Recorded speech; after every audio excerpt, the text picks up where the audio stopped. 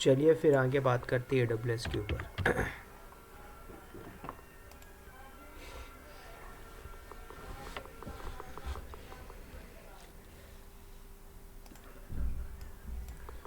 आज हम देख लेते हैं AWS में EC2 का जो इंस्टेंस है उसका टाइप देखते हैं।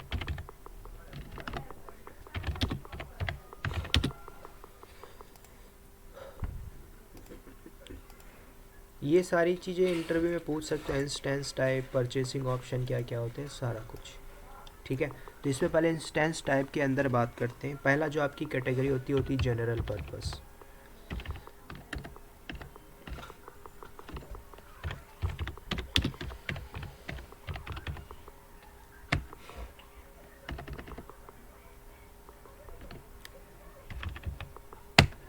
उसी तरीके से दूसरी आपकी होती है कंप्यूट ऑप्टिमाइजेशन।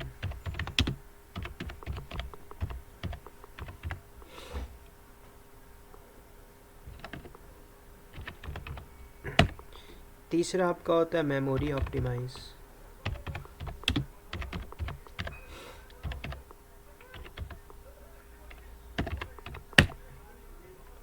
उसके बाद नेक्स्ट आपका होता है स्टोरेज ऑप्टिमाइज।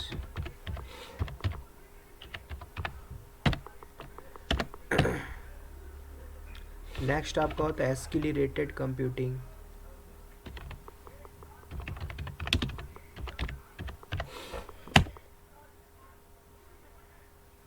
ठीक है, तो ये 5 टाइप के आपके होते हैं इंस्टेंस टाइप। अब इन सब का अपना अलग अलग यूज़ केस है कि भाई आप कंपनी के अंदर हो, जब आपका इंफ्रा बन रहा है तो इंफ्रा बनाते समय किस टाइप की कैटेगरी का सर्वर चाहिए। जनरल पर्पस में चाहिए, कंप्यूट में चाहिए, मेमोरी में चाहिए, हाई मेमोरी पावर चाहिए, ठीक है, स्टोरेज ऑप्टिमाइजेशन से रिलेटेड चाहिए, ठीक है, किस कैटेगरी का चाहिए। तो जब आपका डॉक्यूमेंटेशन रहता है तो उसके अंदर सब चीज़ डिफ़ाइन किया रहता है कि हमें किस कैटेगरी का लेना है। तो हमें आइडेंटिफाई करना भी आना चाहिए कि जनरल पर्पस में कौन कौन सी चीज़ें आएंगी। तो इसके अंदर T2.micro, T3 जो भी है टी से रिलेटेड सीरीज है वो आपकी जनरल पर्पस के अंदर आती है। ठीक है, इसी तरीके से M से रिलेटेड कोई सीरीज आएगी वो आपकी जनरल पर्पस के अंदर आएगी। ठीक है, नेक्स्ट बात करेंगे कंप्यूट ऑप्टिमाइजेशन, जिसके अंदर आपको C से रिलेटेड कैटेगरी मिलती है। कंप्यूट पावर चाहिए तो C5 हो गया, ठीक है, C6G हो गया। तो हाई कॉन्फ़िगरेशन का अगर कंप्यूट सर्वर चाहिए तो उससे रिलेटेड आपको कंप्यूट ऑप्टिमाइजेशन चाहिए होगा। और भी होते हैं इसके अंदर, ठीक है, चल के हम देख लेंगे। उसके बाद अगली होती है मेमोरी ऑप्टिमाइजेशन। तो मेमोरी ऑप्टिमाइजेशन आपका R से रिलेटेड जो भी सीरीज स्टार्ट होती है मेमोरी ऑप्टिमाइजेशन होती है। हाई मेमोरी चाहिए, कंप्यूट आपका ठीक है, मेमोरी पावर ज़्यादा होनी चाहिए सर्वर का, तो उस हिसाब से आप लेके चलोगे। स्टोरेज के अंदर आपकी जो कैटेगरी स्टार्ट होती है आई से रिलेटेड, अगर लिखा हुआ कहीं भी दिख रहा है तो आप समझ जाना वो स्टोरेज ऑप्टिमाइजेशन है। I3 हो गया, या फिर D करके भी अगर कुछ मिलता है D2 करके, तो ये आपकी कैटेगरी होती है स्टोरेज ऑप्टिमाइजेशन। ठीक है, अब अगली कैटेगरी होगी एस्केलेटेड कंप्यूटिंग। तो यहाँ पे आप समझ सकते हो P3 हो गई, ठीक है, ये हाई कॉन्फ़िगरेशन का होता है। अगर आप इंडस्ट्री में हो तो इंडस्ट्री टू इंडस्ट्री हर चीज़ वेरी करता है। अब सबका अपना यूज़ केस है। बाय एस्केलेटेड कंप्यूटिंग आपका हार्डवेयर एस्केलेटेड, मतलब जो आपको को प्रोसेसर है, टास्क करना है, जैसे ग्राफिक डिज़ाइनिंग के लिए ज़्यादातर यूज़ करना है। ठीक है, तो ग्राफिक डिज़ाइन हो गया, मशीन लर्निंग हो गया, आर्टिफिशियल इंटेलिजेंस हो गया, तो उसके लिए कंप्यूट ऑप्टिमाइजेशन एस्केलेटेड कंप्यूटिंग आपको चाहिए होगा। ठीक है, तो ऐसे ही आपको रीड राइट फास्ट एक्सेस चाहिए तो भाई हमको स्टोरेज चाहिए। ठीक है, हाई स्टोरेज चाहिए, रीड राइट एक्सेस की कैपेसिटी चाहिए। कोई आपका ऐसा डेटाबेस है जिसमें एनालिटिक्स वर्कलोड ज़्यादा है तो उसके लिए आपको मेमोरी ऑप्टिमाइजेशन चाहिए होगा। एप्लीकेशन आपका चल रहा है आपके सर्वर के अंदर, हाई परफॉर्मेंस चाहिए तो उसके लिए कंप्यूट वाली चीज़ें ज़्यादा चाहिए। ठीक है, बाकी जनरल पर्पस आप नेटवर्किंग प्रोसेसर के लिए यूज़ कर सकते हो। तो कई बार इंटरव्यू में पूछ सकता है कि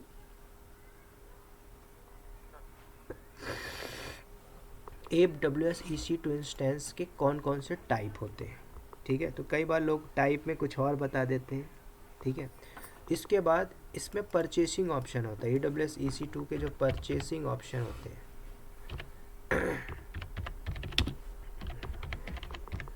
उस पर हम बात करेंगे। तो आपको अलग अलग टाइप से मिलेगा। पहला आपको मिलता है ऑन डिमांड,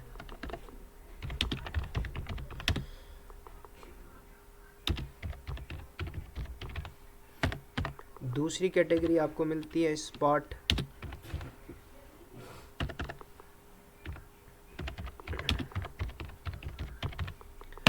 तीसरी कैटेगरी आपको मिलेगी रिजर्व इंस्टेंस,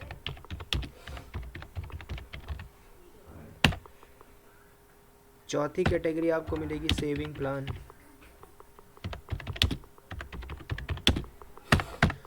उसके बाद आपको मिलेगी डेडिकेटेड होस्ट,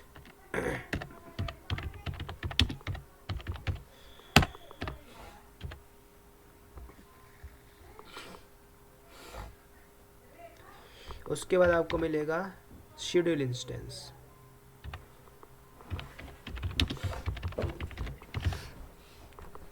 तो ये कुछ कैटेगरी हैं जो आपको इंडस्ट्री टू इंडस्ट्री यूज़ करने को पड़ेगा, ठीक है। तो कई बार पूछ लेता है परचेसिंग ऑप्शन में क्या क्या आता है, ऑन डिमांड में क्या है, और स्पॉट इंस्टेंस क्या है, रिजर्व इंस्टेंस क्या है, ठीक है। इनको हम देखते हैं। तो पहले हम समझते हैं ऑन डिमांड।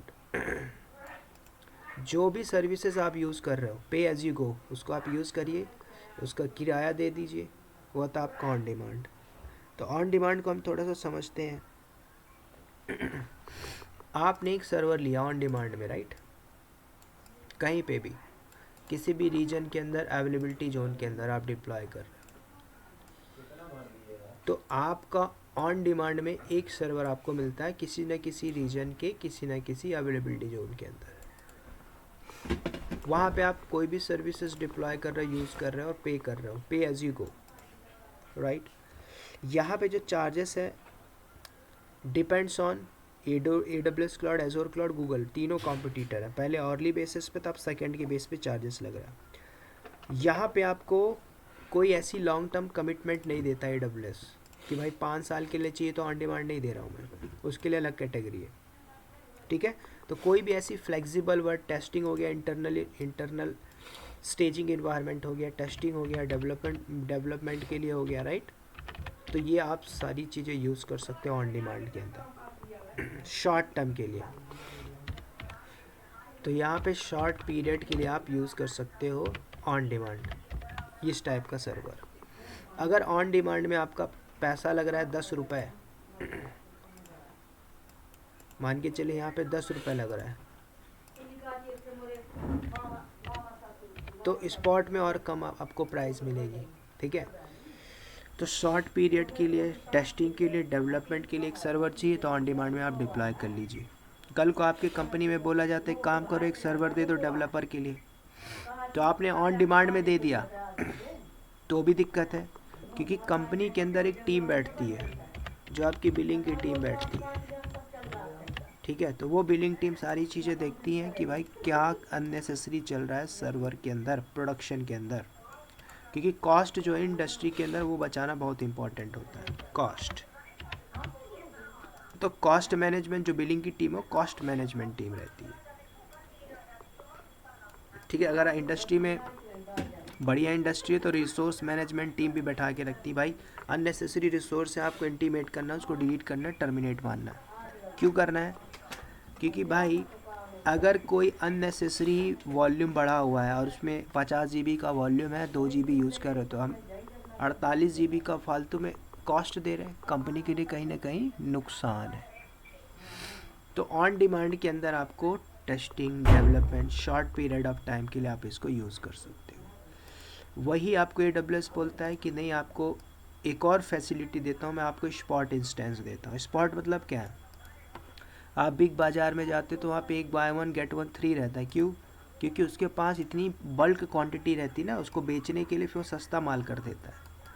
क्यों? क्योंकि उठा लेता है इतना सारा। तो AWS ने वाले ने जब पूरा मार्केट ही कैप्चर किया 70%, तो उसने जहाँ जहाँ पे भी डेटा सेंटर बना के रखा तो उसकी अनयूज्ड कैपेसिटी, भाई उसका यूज़ ही नहीं हो पा रहा, तो जब यूज़ नहीं हो पा रहा तो उसने क्या किया, एक ऑफ़र दे दिया। क्या दे दिया कि भाई मैं स्पॉट में अगर इसको आप ख़रीदोगे तो 2 रुपये इसका चार्ज लगेगा स्पॉट इंस्टेंस में। और सबसे चीपेस्ट पूछ लेता है इंटरव्यू में, which one is the cheapest server. तो सबसे चीपेस्ट और सस्ता जो होता है स्पॉट इंस्टेंस के अंदर आता है, ठीक है, स्पॉट। तो स्पॉट इंस्टेंस में आप ले रहे हो शॉर्ट पीरियड ऑफ टाइम, 2 घंटे के लिए, 4 घंटे के लिए आप ले रहे हो, ठीक है। कैपेसिटी जो आपकी यूज़ करनी है, इसमें क्या जो अनयूज्ड कैपेसिटी है लोएस्ट कॉस्ट के अंदर, स्पॉट से तुलना करोगे तो स्पॉट से ऑन डिमांड से तुलना करोगे तो एज़ कम्पेयर टू स्पॉट बहुत सस्ता है। तो सबसे चीपेस्ट इंस्टेंस जो होता है आपका स्पॉट इंस्टेंस। कई बार इंटरव्यू में पूछ लेता है which one is the very cheapest, तो आप यहाँ पे बोल सकते हो स्पॉट इंस्टेंस वेरी चीपेस्ट है। फिर आपको AWS तीसरी और कैटेगरी देता है कि आपको ये नहीं चाहिए तो मैं आपको रिजर्व इंस्टेंस देता हूँ। रिजर्व मतलब कुछ ऐसी कंपनियाँ होती है जिसके पास long term period of projects रहते हैं, 4 साल हो गया, 5 साल हो गया, 6 साल हो गया, ठीक है। तो ऐसी केस में फिर आपको मिलता है भाई आप रिजर्व कर लीजिए, ठीक है। तो लंबे पीरियड के लिए 3 साल हो गया, मतलब इसका जो टाइम पीरियड है 1 से 3 ईयर है बाय डिफ़ॉल्ट। इसके ऊपर चाहिए तो आप रिक्वेस्ट करिए, आपको मिल जाएगा। मतलब अगर आपको 3 साल का कोई प्रोजेक्ट मिलता है तो क्यों आप स्पॉट इंस्टेंस ऑन डिमांड लोगे, रिजर्व लोगे ना। रिजर्व 3 साल के लिए आप क्या करो, एक पर्टिकुलर रिजर्व इंस्टेंस लेते हो और वहाँ पे जो मर्जी आपको वो करिए, ठीक है। तो रिजर्व इंस्टेंस के अंदर आपसे इंटरव्यू में कई बार पूछ लेगा कि इसका टेनर क्या होता है, टाइम पीरियड, ठीक है। तो मिनिमम आपका होगा 1 ईयर, मैक्सिमम होता है आपका 3 ईयर। यहाँ पे आपसे ये भी इंटरव्यू पूछ सकता है कि what is the payment option. तो पेमेंट के 3 ऑप्शन होते हैं, ऑल अप फ्रंट, दूसरा आपका होता है नो अप फ्रंट, और तीसरा आपका होता है पार्शियल अप फ्रंट।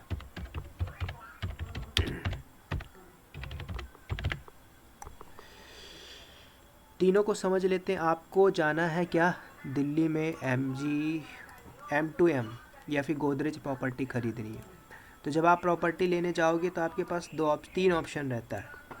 अगर आपको ख़रीदना है भाई 1 करोड़ की प्रॉपर्टीज़ है, ठीक है, 1 करोड़। अगर आप इसको ऑन द स्पॉट पूरा दे के चलते हो तो 1 करोड़ का प्राइस आपको 70 लाख पड़ेगा, ठीक है। तो आप चाहो तो ऐसे खरीद सकते हो। तो ऑल अप फ्रंट का मतलब होता है कि आप पूरा पैसा दे दो एट द टाइम और सेविंग कॉस्ट कम में ले लीजिए। दूसरा बंदा बोलता मेरे पास कुछ भी नहीं है लेकिन मुझे प्रॉपर्टी चाहिए, तो उसके डॉक्यूमेंटेशन जो भी है सबमिट करेगा और कंपनी उसके नाम से या डीलर क्या करेगा, EMI बना देगा अगले मंथ से।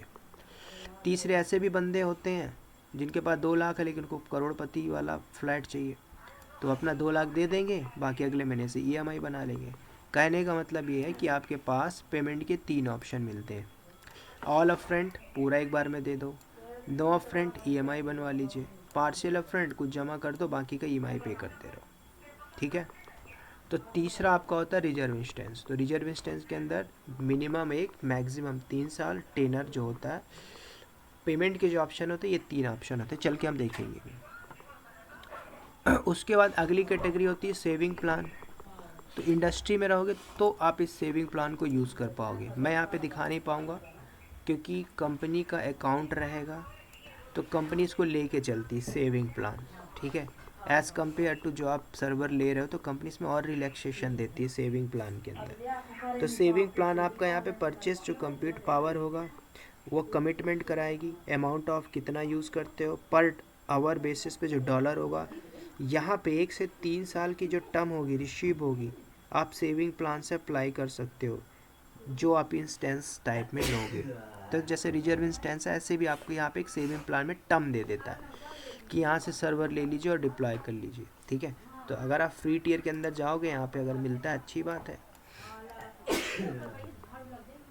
ठीक है। तो यहाँ पे मेरे को परचेस करना ही पड़ेगा, ठीक है, सेविंग प्लान। तो इसमें हम देख लेंगे। फिर चौथा आपका नेक्स्ट होता है डेडिकेटेड होस्ट। अब डेडिकेटेड होस्ट का मतलब होता है कि आप AWS के डेटा सेंटर में एक फिजिकली एक पर्टिकुलर होस्ट को बुक कर रहे हो। होस्ट मतलब जो भी हाइपरवाइज़र उसका डेटा सेंटर रहेगा वहाँ पे आप इसको यूज़ करोगे। ये आपका सूटेबल होगा, आपकी जो भी लीगल्स कंप्लायंस जो कुछ भी करना है, सर्वर को बंद करना है, मेंटेनेंस जो भी करना है, वो आपके फिजिकली होगा। मतलब एक प्रकार से ये पूरा का पूरा आइसोलेशन रहेगा। क्यों? क्योंकि आपने एक डेडिकेटेड होस्ट ही बुक कर लिया। चंद्रमा में आपने ज़मीन ले ली, राइट, तो आपके नाम से वो एक पूरा होस्ट हो गया डेडिकेटेड। कल को आप जाओ तो आपके नाम से रहेगा, सिंपल से। और सबसे कॉस्टली देखा जाए तो यही होता है, ठीक है। तो इसमें आपकी हार्डवेयर की डिपेंडेंसीज नहीं होंगी, ठीक है। कल को भाई आप ऑन डिमांड में लेते हो, सर्वर बंद करके चालू कर रहे हो, नहीं हो रहा चालू, तो वहाँ पे हो सकता है ना डिपेंडेंसीज। तब AWS बोलता है नहीं, आपके पास पैसा तगड़ा है तो डेडिकेटेड होस्ट ले लो। कल को आपके सर्वर में कोई कमी नहीं आएगी, वॉल्यूम हो गया ये सारा कुछ, ठीक है। तो उसमें आपको कोई डिपेंडेंसीज नहीं आएगी आपके पर्टिकुलर हार्डवेयर के अंदर। तो वो आता है आपका डेडिकेटेड होस्ट। तो और सबसे ज़्यादा कॉस्टली होता है आपका डेडिकेटेड होस्ट। उसके बाद शेड्यूल इंस्टेंस क्या है हम देख लेते हैं यहाँ पे क्योंकि AWS कुछ चीज़ें हटा देता है ना। तो शेड्यूल की जगह इसने डाल दिया कैपेसिटी रिजर्वेशन। तो मैं यहाँ पे डाल देता हूँ कैपेसिटी रिजर्वेशन।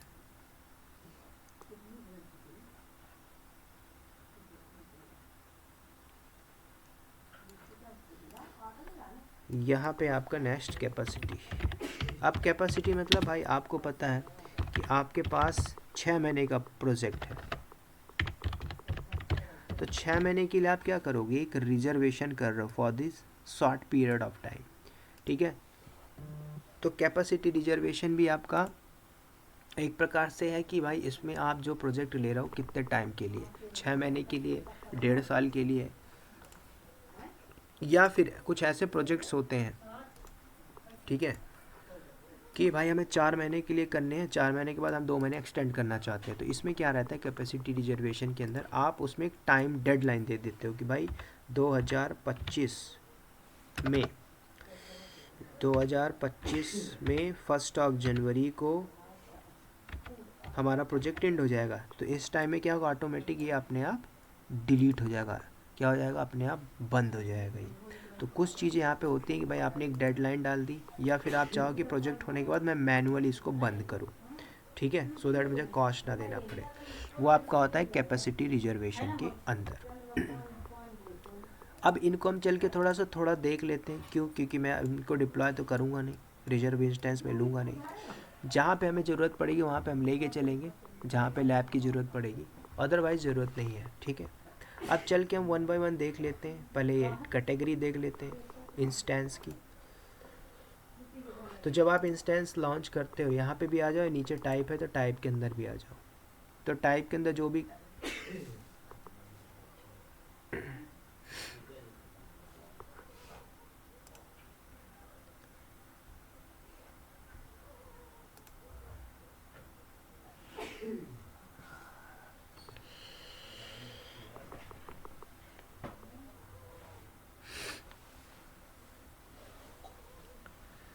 इंटरनेट कब है डेडलाइन,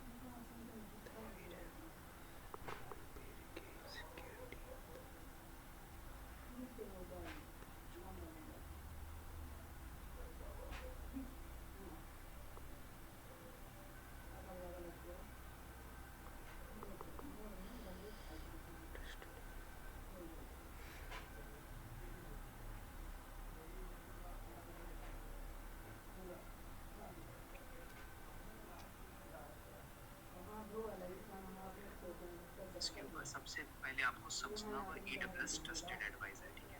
बहुत इंपॉर्टेंट टॉपिक है, रियल टाइम में